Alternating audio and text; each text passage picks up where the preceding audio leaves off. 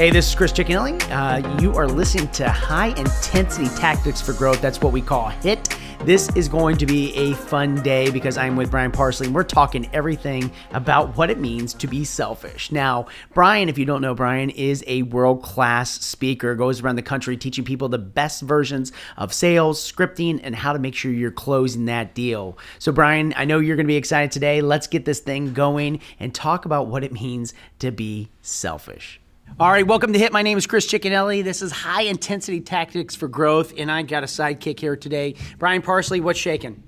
Not a lot today, except you. Oh, it is. Well, today is going to be about you because, we talk here at HIT about, all things in business, all things to how to get the most out of you, your business, your life. And I do believe it's at this high intensity level. But today it's going to be high intensity on how to be selfish, which I think a lot of people, when they hear that topic, they're going to be like, whoa, what do you mean being selfish? That's not what we've been taught growing up. Selfish is, people that are only thinking about themselves. But I think in a different term, selfish is something else today. Yeah, being selfish has this terrible stigma, and in theory, it makes sense. If you put yourself before others in a negative way, meaning, let's just use a simple term as an adult, I want this Mustang convertible, and because I'm wanting that over the needs of my family, that's a very selfish and I think not a great concept that you want to adopt. But if we change it a little bit and we start thinking about what selfishness really means in terms of positive impact for you, your family, your job, that can change everything. And quite frankly, Chris, we've been taught to believe this since we were kids. You must share. If you don't share, you're a horrible person. Don't just eat that yourself. You give that to them too. So now we feel guilty for doing anything for ourselves. Well, and I think that's a big thing as business owners. What I'm seeing is they are constantly trying to give others so much, right? You're constantly, as a business owner, we're here to serve. We talked about that. Serving is the new CEO. Serving is the new business model that's out there. We're constantly, giving ourselves, if it's our minds, if it's our time, if it's our money.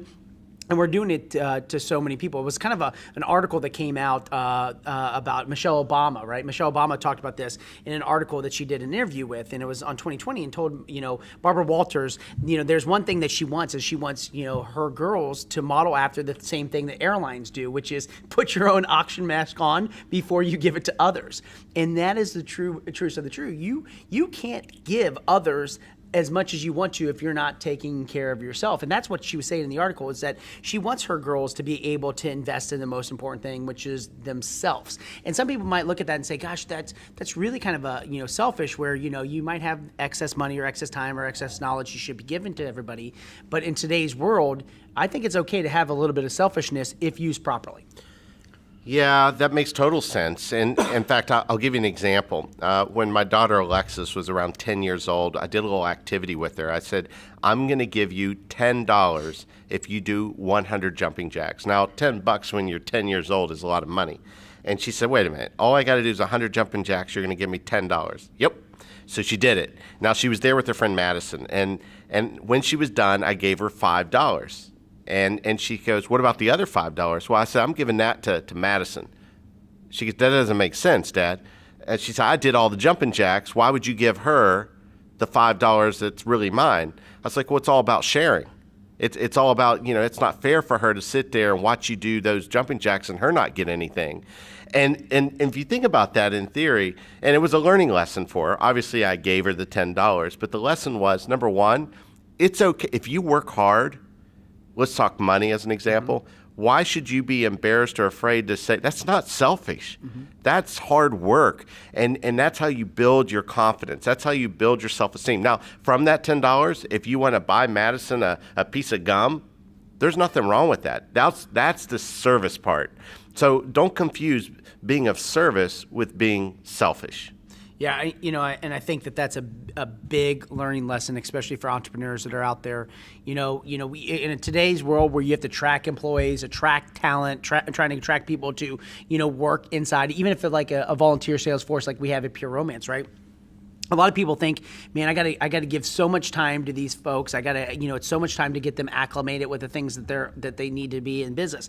I think that there are so many people that are saying yes to everything these days and not enough no time. I think we are trying to figure out things that we need to be doing in business and in life. And I see too many people say yes to everything, which is like a rubber band. All it does is stretch them out. And when you stretch a rubber band out, you see that it gets white all the way around it, right? You get that tension, you get that, and that's how people are living in today's world. They're not doing enough things that enrich them, and enriching them is by saying no to some of the things that they're being asked to do.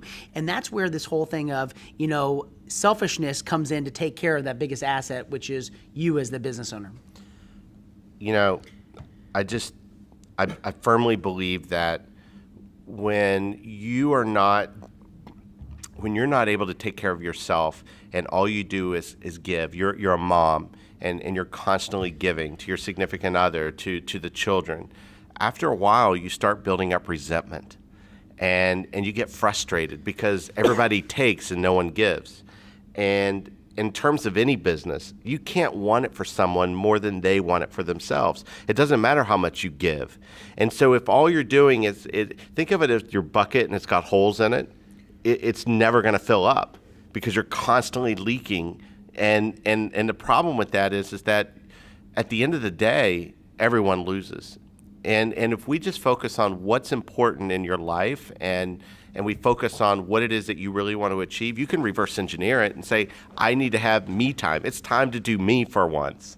Well, it's true, because here's the thing. If you don't start doing me and you start doing everything for everybody else, there's this thing that Dr. Margaret Rutherford, the clinical psychologist, basically said in an article I was reading the other day, is when you're consistently overgiving yourself, your time, your energy to others, there's no way around it, right? At some point, you're going to have this feeling of resentment, and that feeling of resentment is going to be a problem that's probably going to lead to depression. It's going to lead to anxiety. It's going to lead to some of these other things that are going on. So you're sacrificing for others can be a realization for a lot of people that are out there that sit back and say, I'm constantly giving for everybody else, but I'm not giving back to myself. And I'm going to start, Brian, I give you all my information. I give you all my money. I give you all my time. At some point, if I'm not investing back into me, I'm going to start resenting you, and I'm going to start resenting the things that you stand for. And I see that a lot. I see that all the time in relationships is where I see the resentment.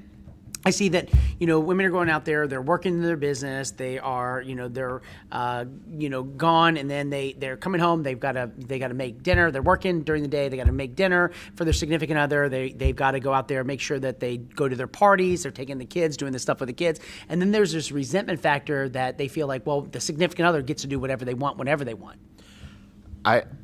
Before even resentment, there's another deadly disease, and it's called resistance. Oh, yeah. I don't want to upset my friend, my son, my daughter, my partner, whatever it is. And that resistance of not speaking the unspoken, not sharing how you feel, leads to the resentment. And even worse than resentment is where you go into regret and then apathy. And when you go into regret, you start challenging why you do what you do, and then apathy just says, I don't care anymore. And I think when we recognize these steps or these stages, that's the first opportunity for us to do what I like to call a reset. If we could just do a quick reset on ourselves so that we can then focus on how we can serve other people, everybody wins. And I'm just going to tell you, stop thinking of the word selfish as a naughty word. Ooh, I wouldn't. You know what? Before you talked to me today, I wouldn't have thought about selfish being a naughty word. But it is true. I mean, I think a lot of people look at it, and the whole selfish is not giving to others, not helping others out. And we are in a society that, it's big. I mean, if you're helping people out, you're going to get 1,000 Facebook likes. If you help somebody out, those acts of kindness. When you go to a spa day, nobody really wants to put that on Facebook because they don't want, people to look at them and say, gosh, I'm putting some time in for myself. I'm actually rejuvenating myself. I'm living to have a better life for myself. And it's hard, but if you think about yourself, kind of putting on autopilot autopilot. I see a lot of people that go through life kind of on this autopilot, that they just wake up, they go do the same thing each and every day. They're not trying to better themselves. They're out there helping other people get ahead in life, and they're not getting a piece of theirs. Therefore, then they get that resentment that falls in, and then they fall out of love with things like their job, their business, their significant other, sometimes even their family. That's a dangerous slope. Yeah. And unfortunately, I think also that when we stop comparing ourselves, I know we hear that all the time, stop comparing yourself. But we do it because we want to be better. We want a better version of ourselves. We want the best for our families. And if you think about the simplicity of this, and I don't want to bring this as a negative Nelly here, Yeah. but one day you're going to die, I'm going to die, and people are going to be upset and cry for a few days, and then guess what next week? All your stuff's gone. They're giving it away. They're going to sell your shit. You're not Steve Jobs. How's that wealth working out? Yeah. You're done. And yes, I mean, obviously, people have faith and hope, of other things that happen after that. But your physical existence here is no more. You're dirt. Yeah. So the things that we really believe are that important, that we get that upset on, and that we're so concerned about being selfish or not being selfish are really nothing in the scope of what life is. Live your life to be happy, because when you're happy and you figure that out, what's going to make you happy? That means being okay with who you are and not questioning or justifying what you do or don't do. Then you're going to be happy, because happy is not a circumstance. Happy is a state of mind. It's kind of crazy. So basically what we need to do, Brian, is we need to take selfish and we need to make it self-care.